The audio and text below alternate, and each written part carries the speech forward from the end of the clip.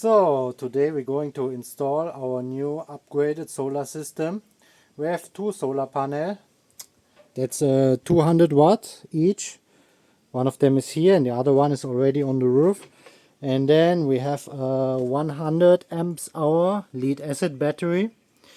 Then we have a converter, 220 volt converter.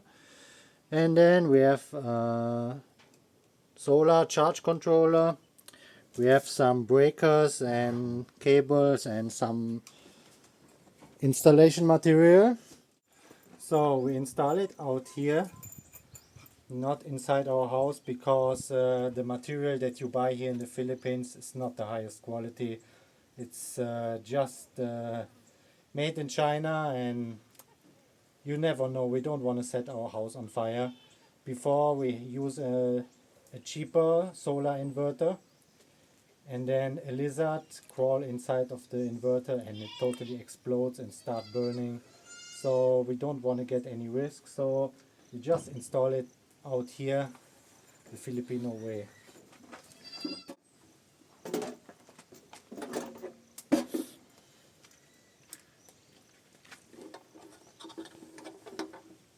It's a pretty big inverter, but it's just 400 watts, so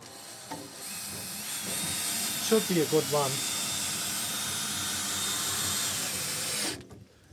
Some inverters that you buy here, it's just like this size and they say it's 4000 watts, but when you use 200 watt it already start burning. And they also make a noise when they get hot. There is a little fan inside and it's annoying, especially during the night. We can always hear it.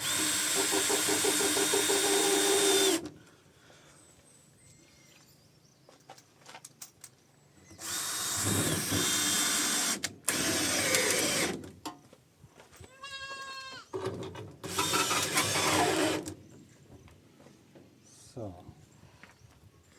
that's the inverter. Then the charge controller. And then next the breakers.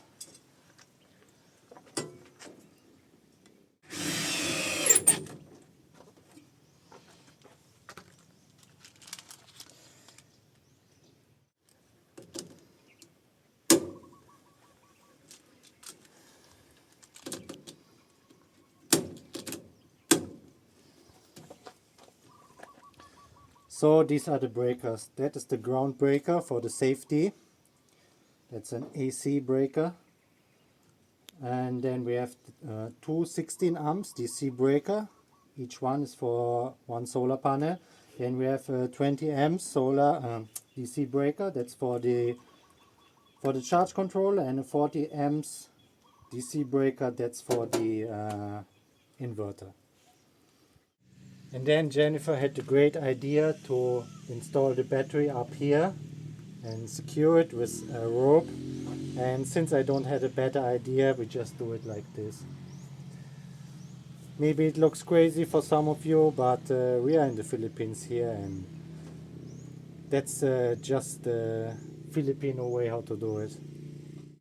So Jules is installing the solar panel right now in the rooftop.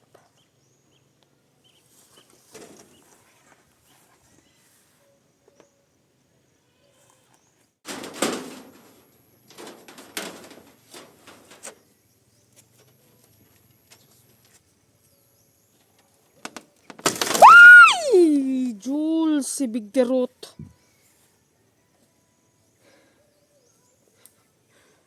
So the ladder is broken, but I just fix it. No, babe? Much stronger now.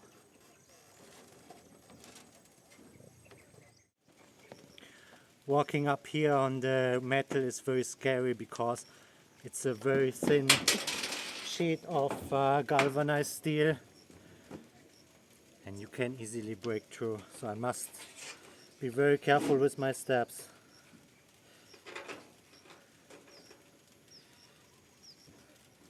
So both of the solars are installed.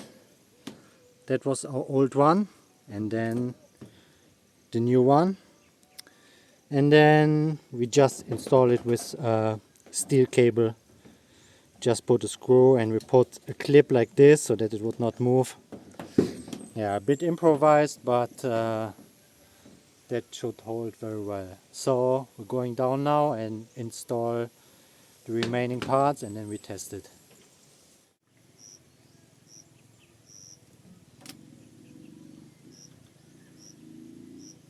So I'm done installing all the cables, so let me show you how I connected them. So the both panels are connected parallel, so both of the cables from the solar panels, the negative cables, go straight into the solar controller, and then the two positive cables goes into two different breakers, 60 amps breakers, and then from there the cables, both of them, go straight into the solar controller.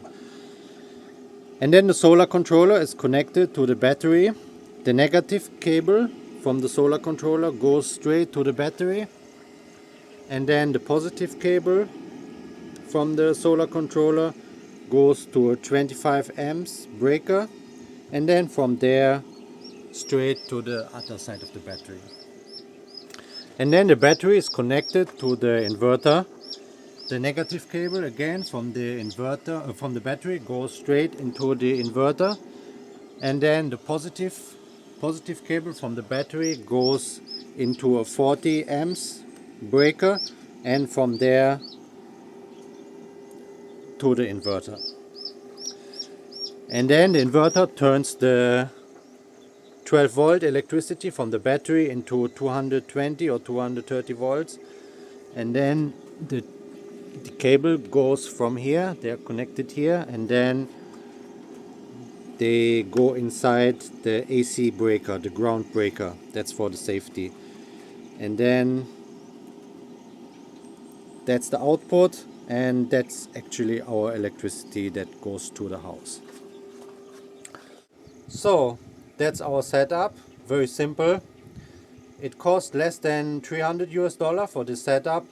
It don't produce a lot of electricity, but it's just enough for us. We use it to charge our phones, the laptop, to power our lights, fans, and it's pretty enough for that. We have this battery already like almost 2 years. Before we have a little bit smaller solar system, but we're still using the battery from there and also the solar controller. And it's just a lead acid battery. They don't last as long as the lithium batteries, but they are still pretty good. We charge them only until 13 volts and we never discharge them lower than 12 volts, and on this way they would last very long time. When you discharge them too much, they would not last too long, and if you discharge them only one time until like 10 volts, they would get broken. And yeah, but in our solar controller, in our inverter, there's an automatic shutdown. So once it reaches like 12.1 volts, there's an alarm sound, and once the battery goes to 12 volts, it will totally shut down. So even if we're low on battery because there's no sun shining and we use the fan during the whole night, and then while we are sleeping the voltage goes too low, it would just power down by itself, and then in the morning when the sun comes out, it will just start charging again. So that's it for this video. Leave a like and a comment and a subscription if you want so, and then I see you in the next video.